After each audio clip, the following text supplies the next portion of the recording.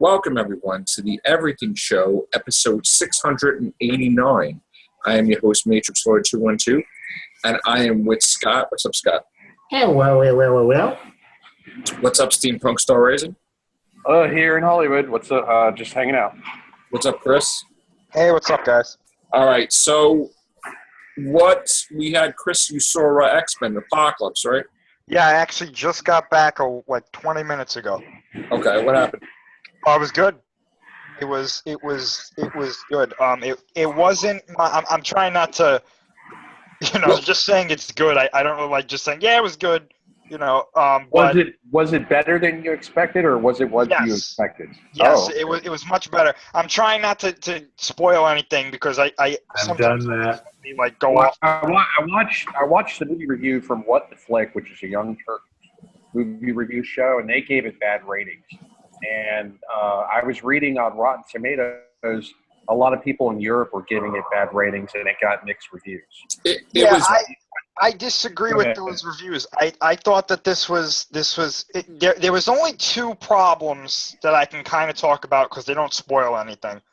But the things that were really good, again, without spoiling anything, Oscar Isaac as Apocalypse. Fantastic. He is probably one of the best villains Marvel has, even though I know this isn't Disney. 20th century, yeah. This is probably the best villain other than like Loki, in my opinion. Really? To me, good. He wasn't as good as Loki, but he was loads better than Ultron. The toaster's better than Ultron. He actually did shit in this movie. So I was like, wow, he's pretty cool. He's pretty menacing. What else? Professor Xavier got a lot of character development in this. Not like overarching, but it was more kind of like what he was coming off of from Days of Future Past. Okay. What else? I have a question. Jean Grey, got it. She was really good. Good. I actually like this Jean Grey more than the other one. Perfect. Okay. I think that she nailed it. Again, the same thing with Nightcrawler. Nightcrawler was great, but I gotta say, again, the winner of this movie, Quicksilver. Ooh. You gotta see the stuff he does in this movie. That's all I'm gonna say. Now, was Cyclops okay or not really? He was great. He was great? Cyclops was great. Wow. He was great. I like this Cyclops better than the original. Oh, my God. Nice. I really- very much Well, it's interesting that you say that. Yeah. Oh, I was saying it's interesting that you say that Oscar Isaac was great as the villain, because on What the Flick show, they did a review. They were complaining that the villain was terrible, and they didn't even know that it was Oscar Isaac until the credits rolled. That was their criticism. Well, they my thing about it was... Yeah. My thing about him was, and this is something that I like, a lot of movies have kind of strayed away from. He had a goal, this villain. He had a concrete goal. It wasn't like, what is he trying to accomplish? When he first showed up again in the movie, like, I say again because I don't want to spoil anything, but something happens where he's at the beginning and then he shows up a little bit later. From that very first moment, he makes his goal clear, and it doesn't really change much throughout the movie. And that's something that really, because Ultron to me had like 7 goals, and I was like, pick one and focus on that. Right. This one, it was like, I want this. This is how I'm going to do it. And this is the path I'm going to take to get to what I want. It was really coherent. There was nothing in this movie that made me go, why did he do that? Like, everything he did was to get that goal, and nothing sidetracked him from it. The two things that I didn't like in this movie were Storm and Magneto. They were very bland. Oh, wow. Magneto, they start off something really good with him, something that I wasn't expecting. Okay. And then after that happens, he just goes bland. He's just like, meh, okay, I'm a bad guy. Oh, so he's bland. Yeah, he's just like, meh. And Storm, I don't know what the hell happened to Storm. She was like a non-character. Oh, man. And that's not a spoiler. Storm is in the trailer. You can see her several times in the trailer. Whatever. I'm trying. Everybody's asking about Mun. How was Psylocke? Okay. Okay. She doesn't really do anything. Wow. All right. I mean, she has like 2 fight scenes and that's it. I don't even know. Like, her character was so... Like, they could have put anybody in there and it would have done the same thing. You know? There is an after-credits scene. I figured there would be. So stay after the credits. It's I important. always do. Real quick. There's an app called Anything After. Get it, and it will tell you. I mean, Marvel movies is going to be dull logic, but at least with this little app called Anything After, it will tell you whether there's going to be an Easter egg either during or after the credits. Okay. Right. Now again, this is all my opinion. So if you go see it and you feel differently, obviously go see it, form your own opinion. But what was I saying? There was Magneto at the beginning. He has a whole arc that's really interesting. And then when that stops and it leads into kind of like what the main story is, I was thinking, can we go back to what he was doing at the beginning? Because even though that wasn't as action-packed, it was really interesting. Right. And it was. I would have loved to see a Magneto movie with that, and then leading into some other storyline. That was action-packed.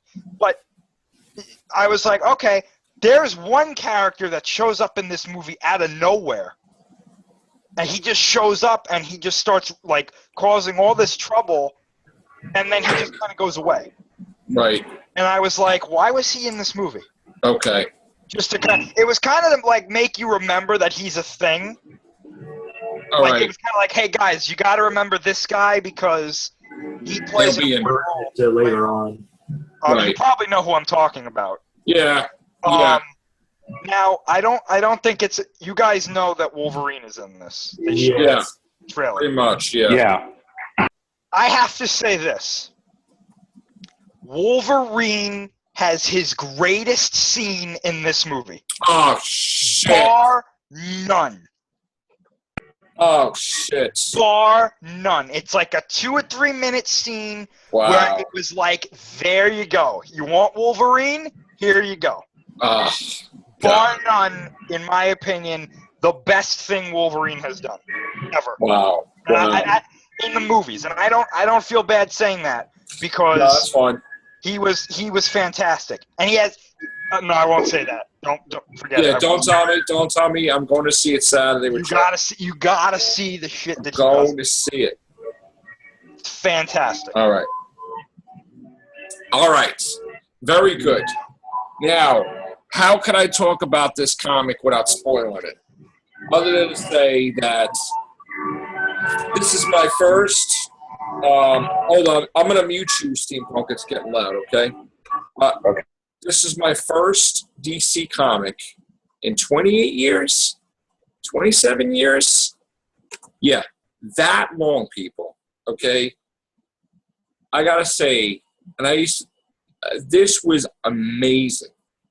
The artwork, the way it basically pieced all the heroes together, it was an easy read for someone like myself who just, as far as DC's concerned, know from social media and stuff that goes on. But this was able to fill in the blanks for me and basically make it make sense. And, I gotta say, I was worried today. I was worried today because I used to joke around. I used to say the day hell freezes over, the day I buy a DC comic, am I going to die today? Is something crazy going to happen to me because but this was absolutely stunning where now I just caused a problem for myself because now I want to get everything that's connected with this. Okay, it's got me hooked. I'm really excited about this, and the characters are just so alive to me. And like I've never, like when I was reading DC back then, the comics were kind of bland.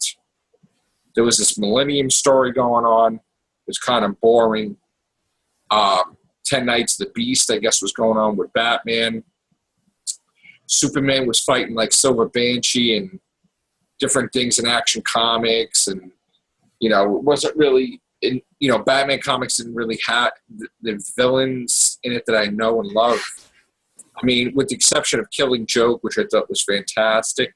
Just coming to DVD or already have. It was just not appealing enough for me to want to continue collecting both Marvel and DC. I used to actually get headaches for some reason just reading the DC comics because I was like, I was not into it. It's like doing homework. So my dad, gave me allowance all the time. He's like, listen, I can't afford to buy both these things, so pick one. Pick a company, and then you want to get everything from Marvel, I'll buy everything from Marvel. So that's what I did. I love Marvel. I love Spider-Man. There's different things going on at the time. I think when I collect Spider-Man, I think the first storyline, I think I collected it after the Mad Dog Award, which I think I collected when Doc Ock was in the book, and he was afraid of Spider-Man. He had this arachnophobia thing, and Peter Parker Spider-Man had to get him out of that fear, like trying to make it like he's going to beat him so he can break his fear out of that. There was so much stuff going on. The Hulk was great. He fought Wolverine. That was amazing. Somewhere I've got the comic book where Hulk transforms back, where Hulk loses the Gamma stuff and he slowly returns back to Banner. And I've got that comic book somewhere. There's so much stuff that Marvel just... I love Marvel. I still love Marvel, but I'm kind of weary about things. Yeah. So, all right, other than that nonsense, DC, I'm going to want to get some books. I'm going to get hooked up with that. And yes, I'm going to get caught up with Arrow episodes too. Latest tomorrow, all that stuff. So, what else do we have to talk about? Well, let me unmute Steampunk so he could talk. Sorry, Steampunk. There you go. You're on the air, Steampunk. All right. Steampunk, you go into any comic book things? Long Beach Comic Con in September. Yeah. And see, in June, I plan on going to E3 Expo. Okay. And in July, I plan on going to Anime Expo. That's all. That's the only thing. And in November, of course, I always get pressed for Kamikaze Expo. Right. So that's okay. All right. We currently have Captain America Civil War is at $1,071,699,099. It is a domestic gross of $355 million, which is amazing. And let's see, Wednesday's numbers. It's going down. And I really hope it's not because of the comic. Yeah. 2,272,000. Yeah, a lot quicker. It took a nosedive. Well, I saw for the first time Captain America Civil War last Tuesday. I've yet to post a review, but I was mildly disappointed. I'm with Amazing Atheist on this one. I thought the movie had some issues, and it wasn't as good as it wasn't as good as I thought it was. Now, the Amazing Atheist hated Captain America Civil War, but I actually thought it was a good movie. I just won't say it's great. I was disappointed. If you want to know, I can tell you why. Please. Basically, I thought the pacing was very slow. I mean, it seemed very dramedy, and the story seemed slow to take off, and I got bored in the beginning of the movie, and then it was okay. It was. I mean, I would give it a 6 on a scale of 1 to 10. I won't say it was a terrible movie, but it was okay. It was okay. But yeah, it wasn't as good as I thought it was. I thought Ant-Man as Giant Man looked a little hokey. Oh, And really? I love that. Well, I mean, it just looked a little bit. Well, I wish with the way they did the movie version of Ant-Man, I wish they had done it where he's taking a serum instead of having like a pressurized suit, because it kind of makes him look like a totally different character when he's like super large. But that's what he did in Ant-Man. Really, the ice thing. I mean, it was good. It was entertaining. I just thought it was very slow paced. I thought that I agree with some of the Amazing Atheist analysis, like some of the excuses that they used for confining the Avengers was very contrived. It's like, Scarlet Witch, saved thousands of people, but 12 people died because the guy she threw up towards the building killed some people on one level of the building. But you could argue, hey, but we saved more people. If we had been restrained and not allowed to do that, then we would have killed more people. And the Amazing Atheist was saying, because I'm a big fan of the Amazing Atheist, he's one of my favorite YouTubers. But the Amazing Atheist was saying, because the reason why I'm relating to him, because he said some of the same points that I was thinking.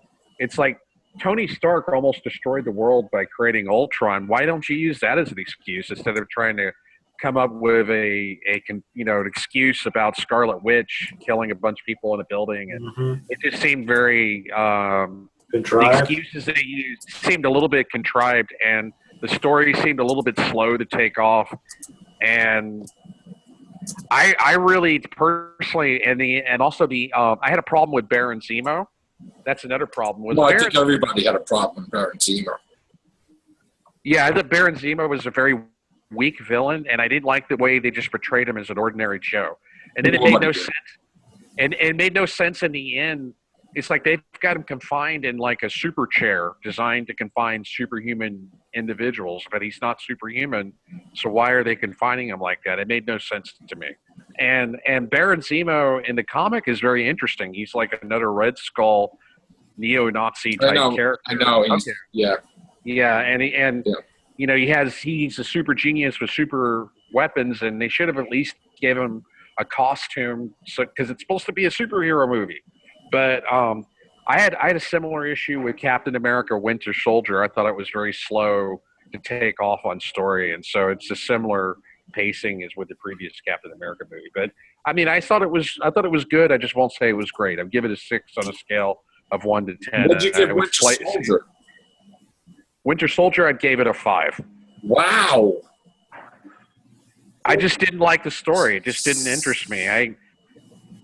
Maybe if they had done some better character development with Bucky, in the comics, it made more sense because character development.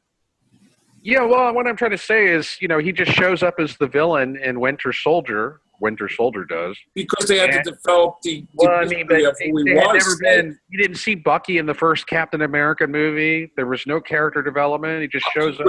Bucky was the first Captain America movie. Well, I mean, yeah, but he didn't really show up as Bucky.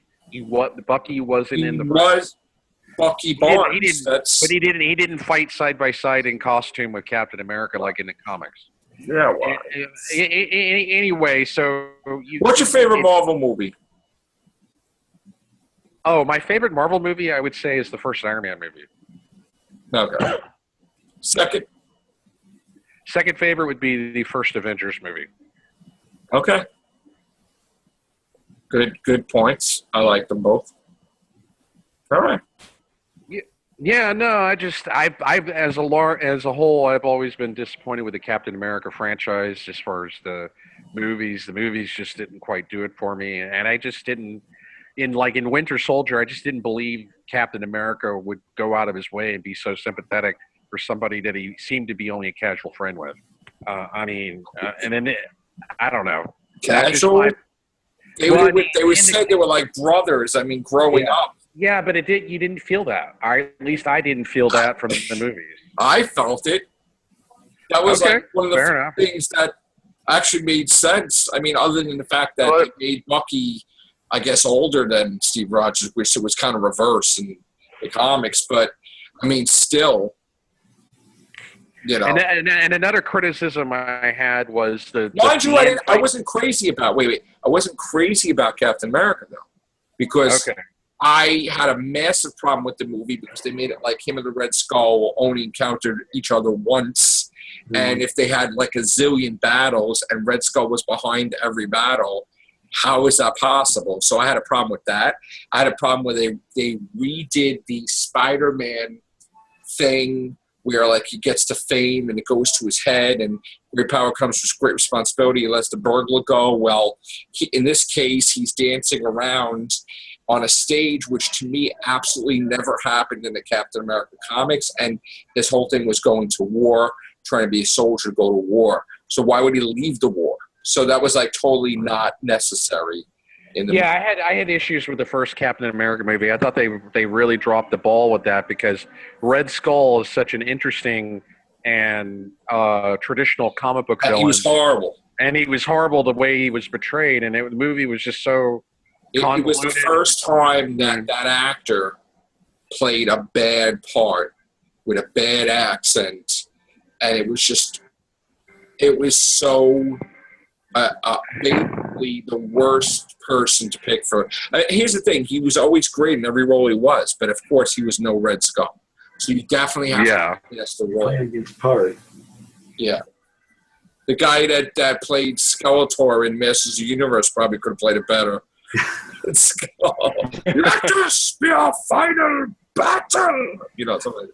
But anyway, or even the original Red Skull from the, Oh, God, no. I mean, whatever. Oh, God, no. I stretch it a little bit, but. I found the all right. thing about. He turned as an Italian fascist. All right, so, anywho, what other stuff do we have to get out of the superhero kick? Any news whatsoever?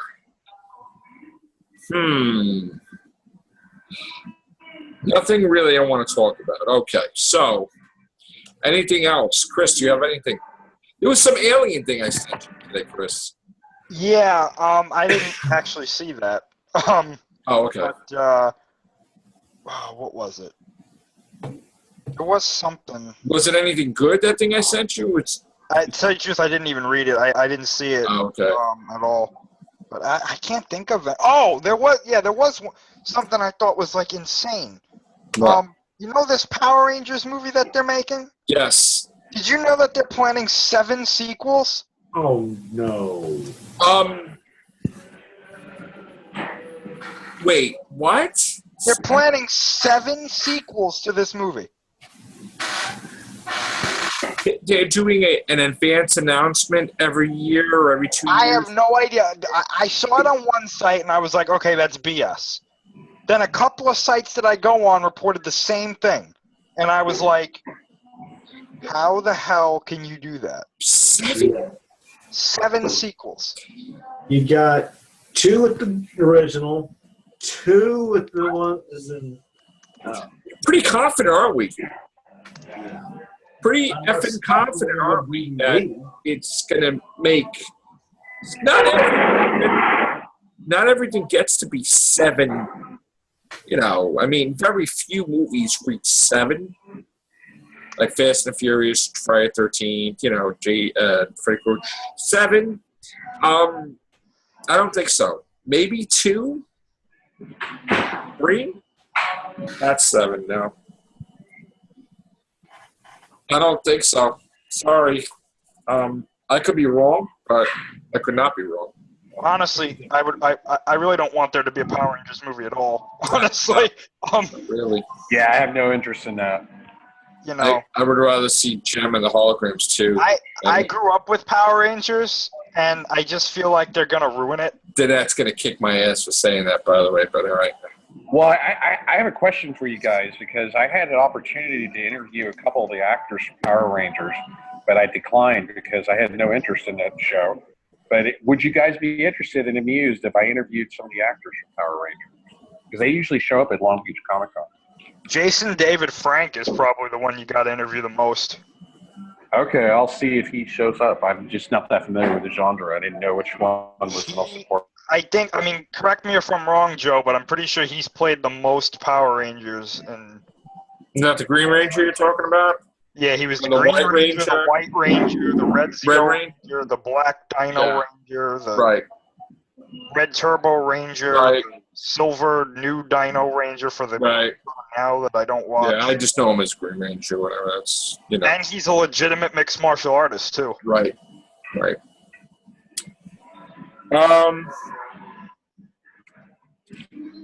What else?